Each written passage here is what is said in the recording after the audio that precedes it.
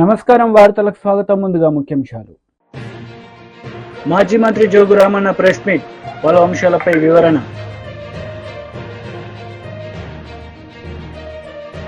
Minister Merugu Nagarjuna press meet, TDP నేతలపై fire. Congress నేతలు media సమావేశం నిర్వహించారు. ఈ సందర్భంగా పలు అంశాలపై వారు మాట్లాడారు. ప్యాకింగ్ చేస్తా ఉంటే ఇవాళ ఆదిలాబాద్ జిల్లాలో పట్టుకోవడం జరిగింది, కేసు బుక్ చేయడం జరిగింది. వారున్న తీసుకొచ్చినటువంటి విత్తనాలను కూడా ల్యాబ్కు పంపడం జరిగింది. అవి నకిలీయా లేకుంటే ఒరిజినల్ అని చెప్పేసి. కాబట్టి ప్రభుత్వం ఎక్కడ కూడా నకిలీ విత్తనాలను రైతులకు అందకుండా కట్టడి చేస్తూనే నాణ్యమైన విత్తనాలను రైతులకు అందించడానికి ప్రభుత్వం చర్యలు తీసుకుంటుంది. రైతులకు సకాలంలో విత్తనాలు అందుతున్నాయి. వీళ్ళు కావాలని చెప్పేసి వల్ల ప్రభుత్వాన్ని బదనం చేసినట్టు ఒక పని పెట్టుకున్నారు. అట్లాగే జిలుగు విషయంలో కూడా చాలా మాట్లాడిర్రు. ఇవాళ నిన్న డేట్ వరకు ఇదే టీఆర్ఎస్ ప్రభుత్వం గత సంవత్సరం వారి పాలనలో ఇదే నిన్నటి వరకు 25,000 క్వింటల్లే ఇవాళ జిలుగు కానీ జనుము కానీ రైతులకు అందించారు. కానీ ఇవాళ మా ప్రభుత్వం 52,000 క్వింటళ్లను ఇవాళ రైతులకు అందించింది. అంటే దాదాపు 50% ఎక్కువగా మేము ఇవాళ వాళ్ళకంటే ఎక్కువ మేము రైతులకు అందించినాం. మరి విత్తనాలు లేవు అని చెప్పేసి ఒక దుష్ప్రచారం చేసి రైతులను భయాందోళనకు గురి చేసేటువంటి ఒక కార్యక్రమం పెట్టుకున్నారు.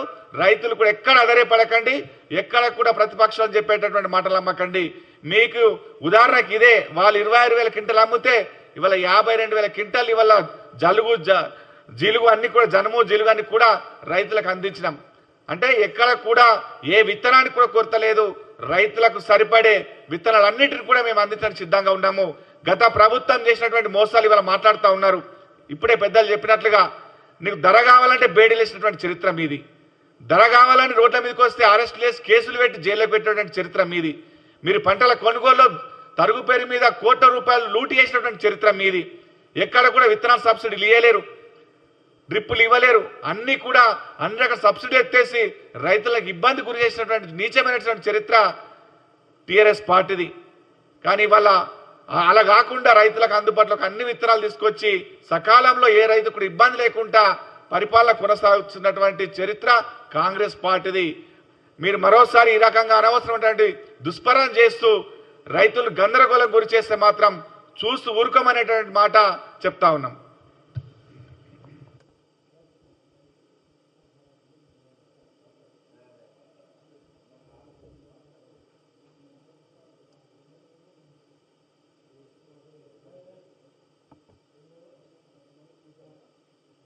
ప్యాకెట్లు వివిధ జిల్లాలకు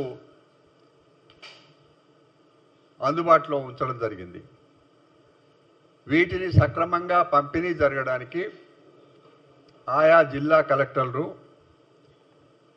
ఆ జిల్లా వ్యవసాయ అధికారులు వాళ్ళ పర్యవేక్షణలో ఏ రైతుకు కూడా విత్తనాల విషయంలో ఇబ్బంది లేకుండా ఏ కంపెనీ వాళ్ళు అనుకుంటే ఆ కంపెనీ విత్తనాలు ఇచ్చే రకంగా అన్ని ఏర్పాట్లు కూడా ప్రభుత్వం చాలా ముందే ఏర్పాటు చేసింది.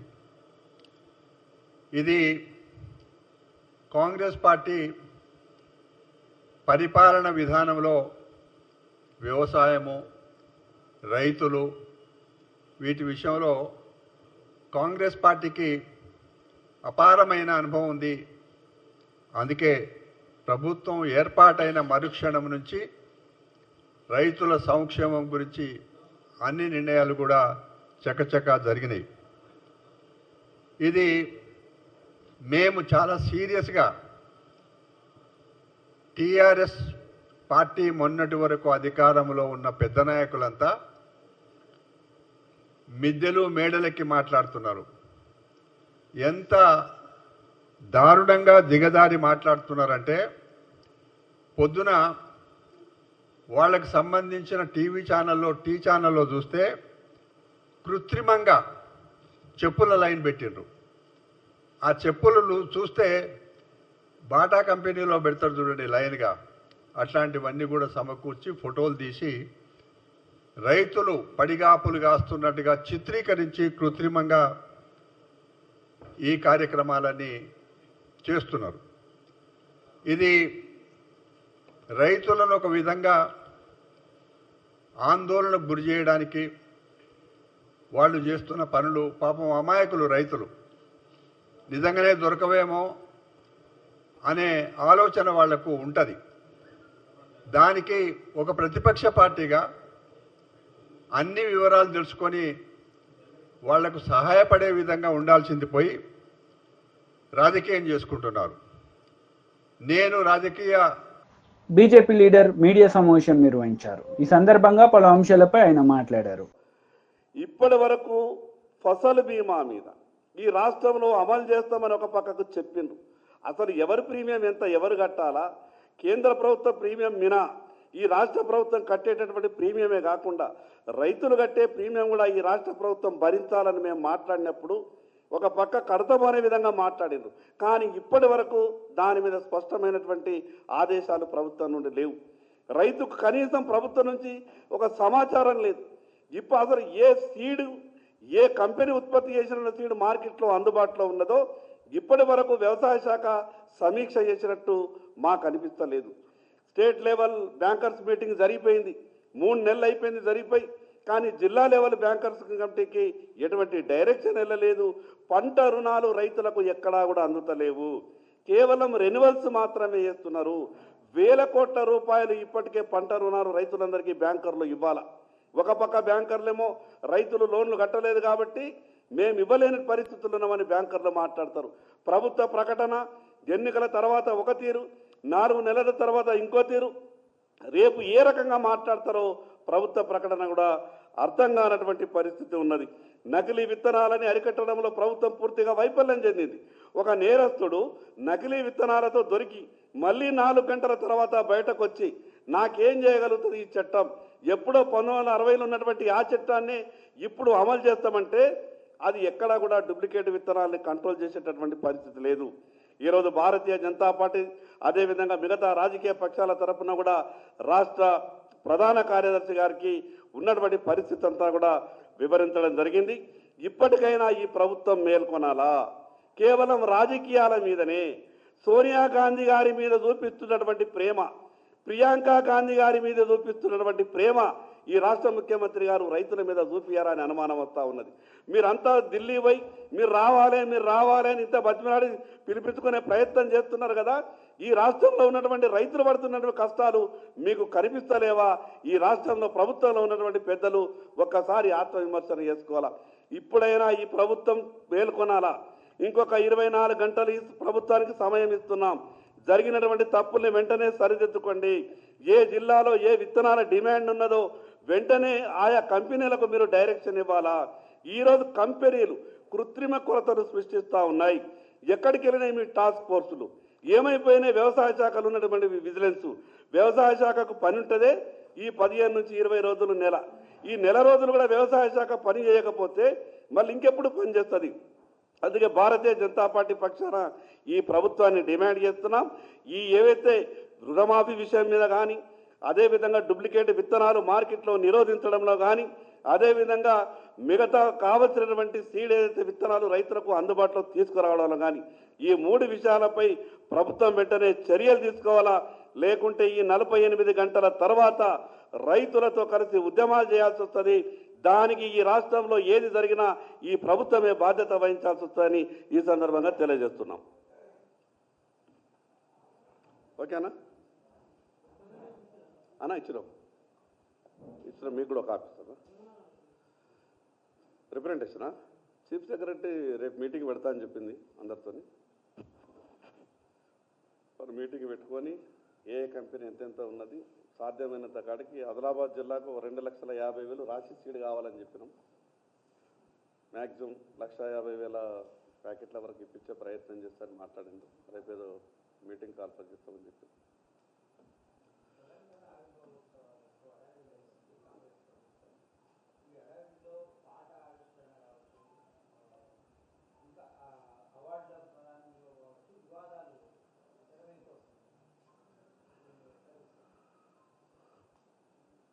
అంటే ఈ ప్రభుత్వ ఆలోచన అంతా కూడా కొత్తగా మేము చేసేదేమీ లేదు, పాత విషయాల మీద చర్చ పెట్టి 5 సంవత్సరాలు పరిపాలన కొనసాగిస్తే బాగుంటుందేమో అని ఆలోచన చేసే విధంగా కనిపిస్తూ ఉన్నారు.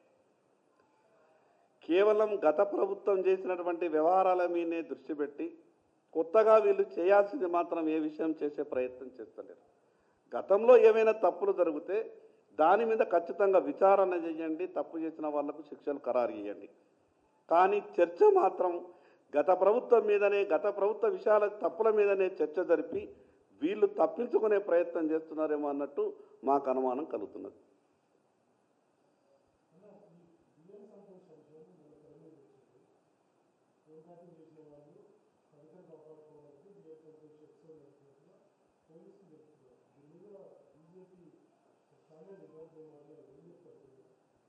పెద్దలు మాట్లాడతారన్న ఆ విషయం మీద, జాతీయ స్థాయి అంశం కాబట్టి పెద్దలు మాట్లాడతారు.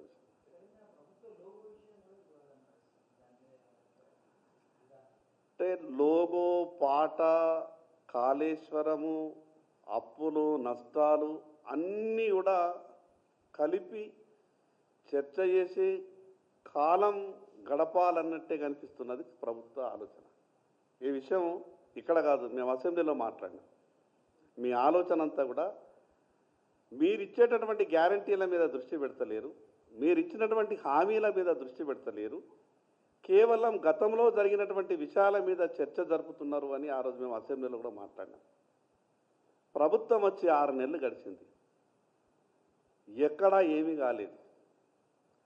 ఏ విషయం మీదనైతే చర్చ జరిగే అవకాశం ఉంటుందో ఆ చర్చని మాత్రమే రోజు దినపత్రికలలో, టీవీ వార్తలలో ఇప్పించి పాలన ఆ రకంగానే కొనసాగుతున్నది.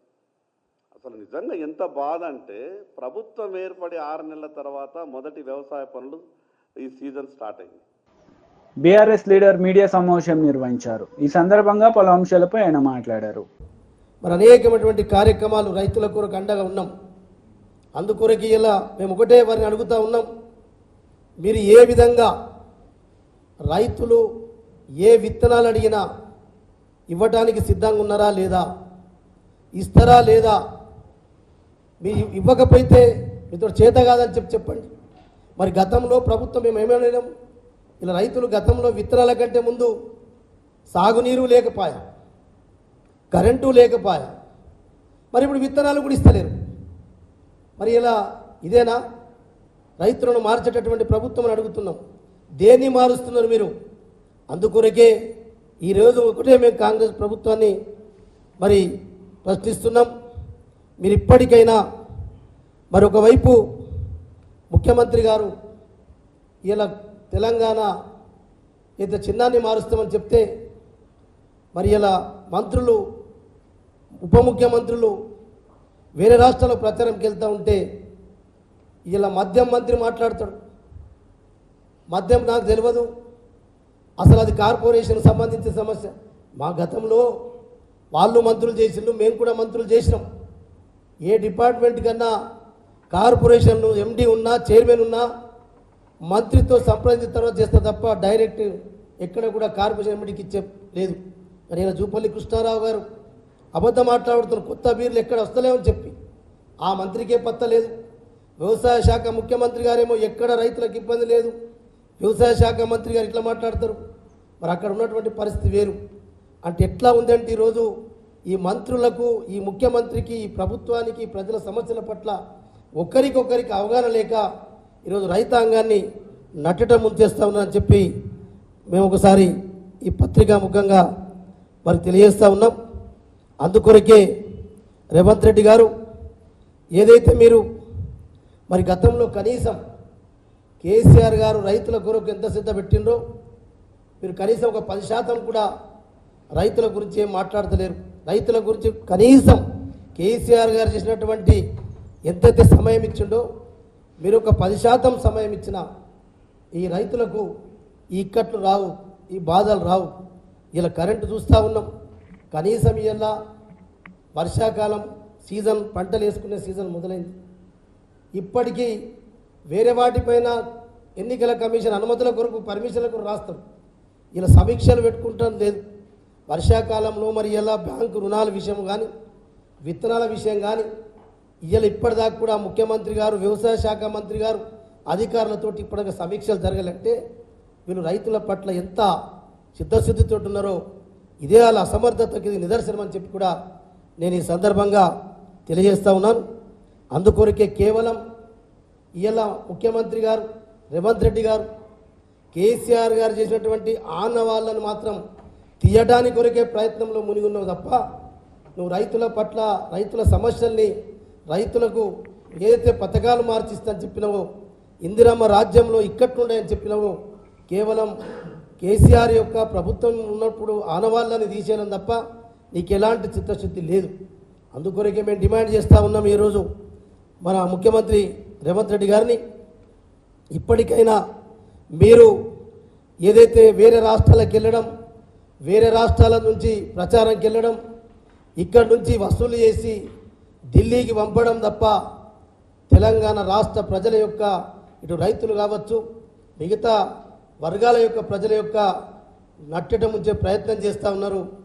ప్రభుత్వం ప్రజల గురించి ఏమాత్రం కూడా పట్టించుకుంటలేని చెప్పి కూడా ఇవాళ మేము ప్రభుత్వాన్ని ప్రశ్నిస్తున్నాం.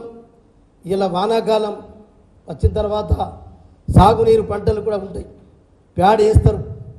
ఇలా సాగునీరు ఎప్పుడు విడుదల చేయాలా, ఎట్లా విడుదల చేయాలనే విషయాన్ని కూడా ఇప్పటి వరకు సమీక్షలలో ప్రస్తావన రాలే. అందుకొరకే మేము ఇప్పటిదాకా ఒకటే గవర్నమెంట్ని విజ్ఞప్తి చేస్తూ ఉన్నాం, ఏ జిల్లాలో ఎంతెంత ఎరువులు విత్తనాలు ఉన్నదో శ్వేతపత్రం కూడా విడుదలయ్యాలని చెప్పి మేము ప్రభుత్వాన్ని డిమాండ్ చేస్తూ ఉన్నాం. అంతేకాకుండా ఈరోజు ఇలా తెలంగాణ రాష్ట్రంలో రైతులు చాలా, మళ్ళీ ఇప్పటికే 250 మంది దాదాపు ఆత్మహత్యలు చేసుకున్నారు.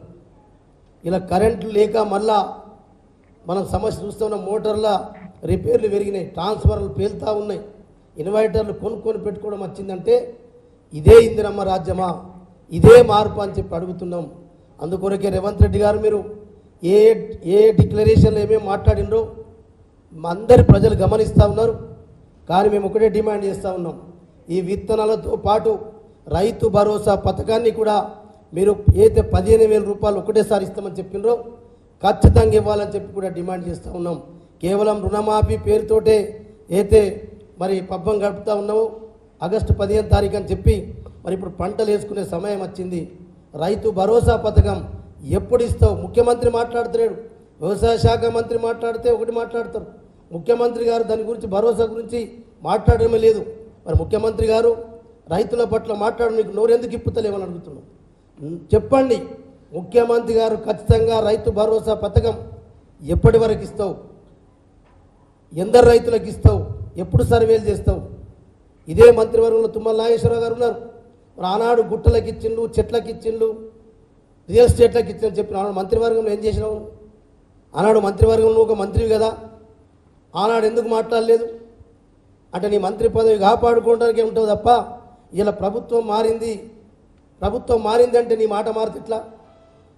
నీ నోరుకు విలువ ఉండాలి కదా. అందుకొరకే ఎప్పుడైనా రైతుల సమస్యల గురించి ఇలా విత్తనాలు, జొన్నలు మార్కెట్లో పోతే కలర్ మారితే కొనమని చెప్తారు. టీడీపీ లీడర్ మీడియా సమావేశం నిర్వహించారు. ఈ సందర్భంగా పలు అంశాలపై ఆయన మాట్లాడారు. రాలేదు, ఇదే రూల్స్ అంటే వెనక తగ్గేవాళ్ళు ఎవరు కూడా కౌంటింగ్ ఏజెంట్కి వెళ్ళొద్దు. టీడీపీ జనసేన ఏజెంట్లకి ప్రతి విషయంలో అడ్డం జరగాలి. తప్పులు చేసినా పర్వాలేదు, మేము కాపాడుతాం. ఏం మాట్లాడుతున్నావు? బుద్ధి ఉందా? వయసు వచ్చినా సరిపోయిందా? ప్రభుత్వ జీతం తీసుకుంటూ తప్పులు చేసినా పర్వాలేదా? తప్పు చేయొద్దు, తప్పు జరగకూడదని చెప్పాల్సిన వాళ్ళు తప్పు చేసినా పర్వాలేదు మేము కాపాడుతామనే బాధ్యత లేకుండా మాట్లాడుతున్నారంటే ఎంత బుద్ధి లేని మాటలు మాట్లాడాడో సజ్జల అర్థమవుతూ ఉంది. ఇవాళ శాంతి భద్రతల విఘాతానికి కానీ ఎన్నికల ప్రక్రియకి ఎటువంటి ఆటంకాలు కల్పించినా, బహిరంగ వ్యాఖ్యలు చేసినా ఇమ్మీడియట్గా చర్యలు తీసుకోవాల్సిన బాధ్యత ఎన్నికల సంఘం మీద కూడా ఉంది. ఇమ్మీడియట్గా సజ్జల రామకృష్ణారెడ్డిని అరెస్ట్ చేయాలి. అదేవిధంగా ఈ మాట్లాడిన మాటలు కూడా సాక్షి పత్రిక కావచ్చు, సాక్షి మీడియా కావచ్చు, బ్లూ మీడియా కావచ్చు, గంటకి ఏదో ఉద్ధరించినట్టుగా, ఏదో బ్రహ్మాండంగా మాట్లాడినట్టుగా ఇది మరి ఎన్నికల్లో ఈ హింస ప్రేరేపించడానికి, కౌంటింగ్ ప్రక్రియలో గొడవలు జరగడానికి రెచ్చగొట్టే విధంగా కూడా ఈ సాక్షి మీడియా, సాక్షి ఛానల్ ఇవన్నీ ప్రవర్తిస్తూ ఉన్నాయి. ఆ యాజమాన్యాల మీద కూడా చర్యలు తీసుకోవాలని చెప్పి కూడా నేను ఎలక్షన్ సంఘాన్ని కోరుతా ఉన్నాను.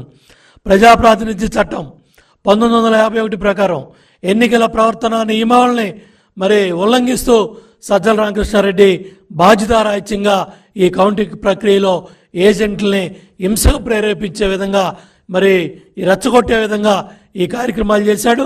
దాని ప్రకారం కూడా చర్యలు తీసుకోవాలని చెప్పి కూడా ఎన్నికల సంఘాన్ని కోరుతా ఉన్నాను. బహిరంగ వ్యాఖ్యలతో చేయడంతో పాటు తప్పు చేసిన వాళ్ళని, ఈ ఈవీఎంలు విధ్వంసం చేసిన వాళ్ళని కూడా సమర్థించుకుంటా మాట్లాడిన సజ్జల రామకృష్ణారెడ్డిని నిమిషం కూడా బయట ఉంచడానికి వీల్లేదు. ఇమ్మీడియట్గా తక్షణం అరెస్ట్ చేయాలని కూడా డిమాండ్ చేస్తూ ఉన్నాను. అట్లాగే ప్రభుత్వ సలహాదారి ఉద్యోగం నుంచి కూడా తొలగించాలని కూడా డిమాండ్ చేస్తూ ఉన్నా.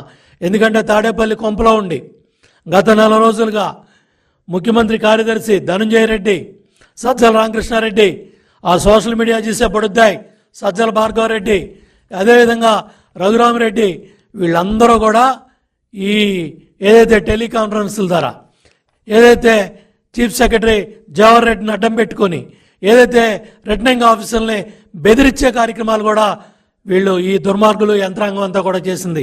ముఖ్యమంత్రి కార్యాలయం దగ్గర నుంచి, తాడేపల్లి కొంప కార్యాలయం దగ్గర నుంచి, క్యాంపు కార్యాలయం దగ్గర నుంచి ఎవరెవరు ఫోన్లు వెళ్ళినాయి, ఎవరెవరో టెలికాన్ఫరెన్స్లు వెళ్ళినాయి.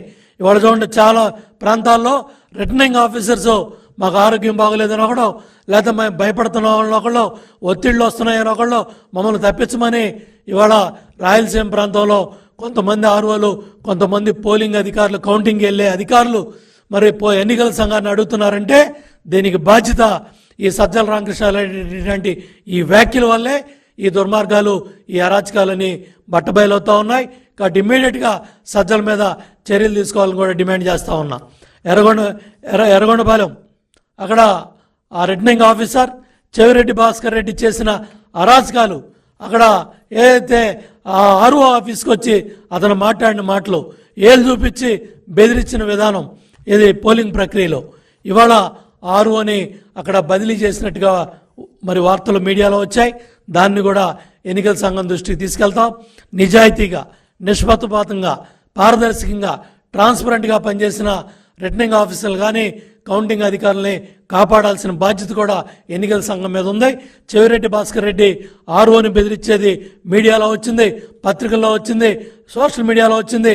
చాలా స్పష్టంగా ఆర్ఓని ఏలు పెట్టి చూపించి మేము రాజకీయ నాయకులు, మాకు అడ్డం పడకూడదు, మాకు రూల్స్ చెప్పకూడదు, మేము చేసేదే కరెక్టు, మీరు మాకు అడ్డం పడితే మీ మీద ప్రైవేట్ కేసులు వేస్తాం, మీ మీద కంప్లైంట్లు పెడతాం, మిమ్మల్ని ఎన్నికల విధుల నుంచి తప్పిస్తామని చెవిరెడ్డి భాస్కర్ రెడ్డి హెచ్చరించాడు.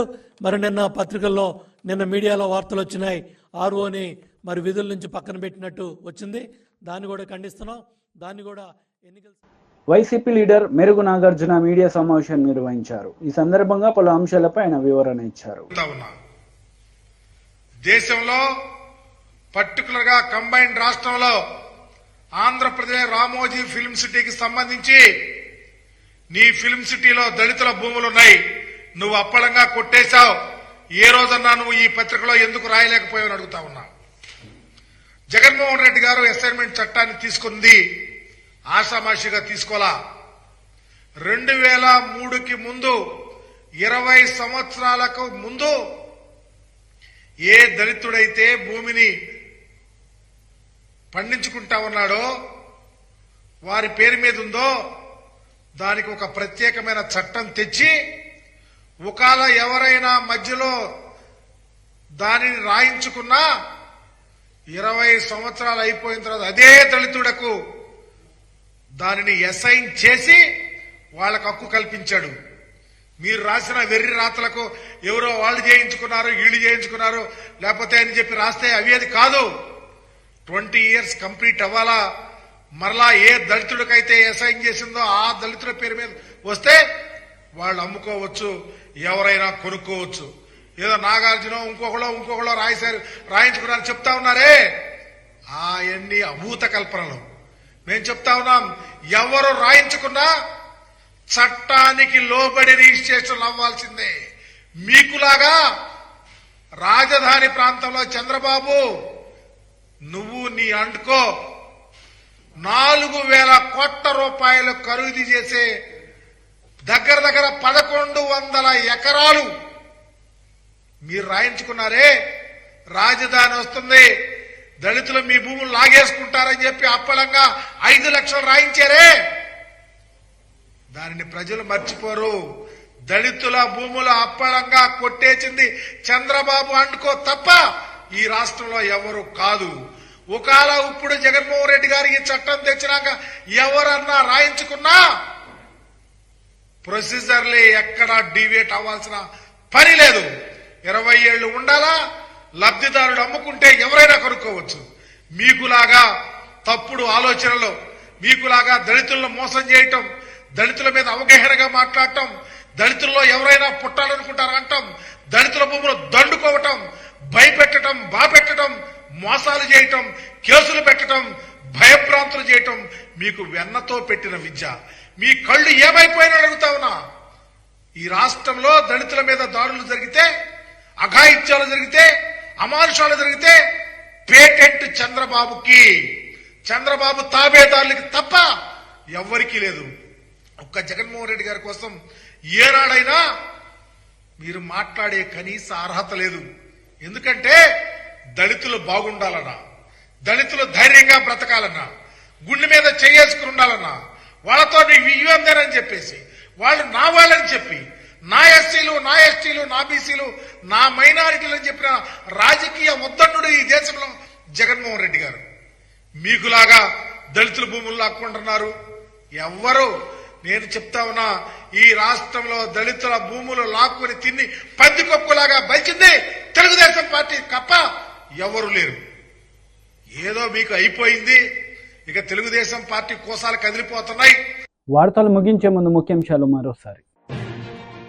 మాజీ మంత్రి జోగు రామన్న ప్రెస్ మీట్, పలు అంశాలపై వివరణ.